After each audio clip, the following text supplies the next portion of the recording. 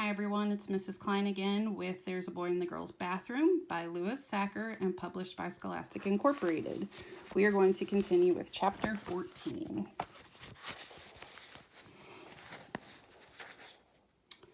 Homework.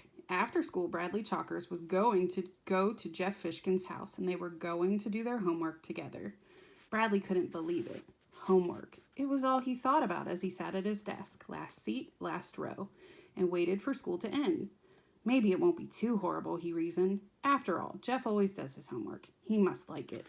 The more he thought about it, the more he liked the idea. Homework. Work you do at home. Except he wouldn't do it at his home. He would do it at Jeff's home, and that was even better. It would be his first time over at Jeff's house. And after he did his homework, Mrs. Ebel might give him a gold star.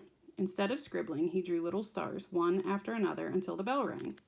But first they had to beat up those girls. Come on, let's go, he said, hopping out of his seat. Just a sec, said Jeff. He got a book from his desk. Oh, do I need one of those? Bradley asked. He hadn't realized that in order to do his homework, he would need to bring his book home. That's okay, we can share mine. They walked outside. There was a light drizzle. They're in Mrs. Sharp's class, said Bradley. We can wait here until they come out. Then sneak up behind them. Who? Those girls. We have to beat them up so they won't say hello to you. We should probably get started on our homework right away, said Jeff. It won't take long, Bradley assured him.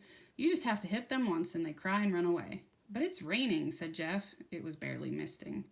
Good. We can push them in the mud and get their clothes dirty. Girls hate it when their clothes get dirty. They stood about 10 yards away from Mrs. Sharp's door and waited. Several kids came out, but they didn't see Colleen, Lori, or Melinda. Maybe they've already gone home, Jeff said hopefully. No, girls always take a long time to leave class, Bradley explained. First, they have to put their papers neatly in their notebooks. Then they have to mark their places in their books and put all their pencils in their pencil holders. Then they put everything away neatly in their desks. He said it as though it was the most disgusting thing anyone could do. Shh, here they come. Melinda, followed by Colleen and Lori, came out of Mrs. Sharp's room. Bradley put his finger to his lips. Then he and Jeff walked after them, keeping their distance. They followed the girls around the side of the building and along the sidewalk away from the school. Let's just go home, said Jeff. The homework might take a long time. Girls kick, warned Bradley. They don't know how to punch, so they try to kick you. He quickened his pace until he was just a few steps behind the girls. Jeff lagged a little behind. Lori was the first to turn around. Ew, Bradley Chalkers, she said, making a face. Lori Loudmouth, snapped Bradley, the ugliest girl in school. Melinda and Colleen stopped walking and turned around too.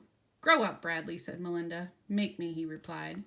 Hello, Jeff, Colleen said very quietly. Hello, said Jeff. Quit saying hello to him, said Bradley. It's a free country, said Lori. We can say hello. Not to us, said Bradley. We didn't say hello to you, said Lori. Just him. Hello, Jeff. Hello, said Jeff. Lori laughed. Why don't you just leave us alone, Bradley, said Melinda. No, you leave us alone first, Bradley said, and he pushed Melinda. She pushed him back. He pushed her again. She shoved him off the sidewalk. He slipped on the wet grass and fell to the ground. Lori laughed hysterically. Bradley scrambled angrily to his feet. You got my clothes dirty. Bradley wet his pants, teased Lori, hiding behind Melinda. Shut up, he yelled. You started it, said Melinda. I'll punch your face in, said Bradley. He shook his fist at her.